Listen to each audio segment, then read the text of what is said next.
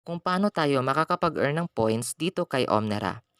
Nagsimula na pala guys ang kanilang Season 1 airdrop campaign last November 16 and mag-i-end po ito ngayong November 25.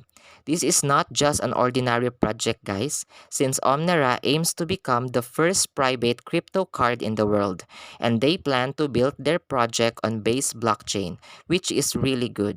Once you click the registration link sa ating description box, mareredirect po kayo sa kanilang registration site and i-connect nyo lang po ang inyong Twitter account. Pag na-connect nyo na po, ganito na po ang lalabas.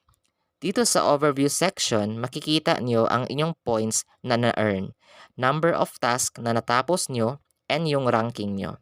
As of the moment guys, meron na tayong naiipon na 3,625 points. Punta po tayo guys dito sa task section.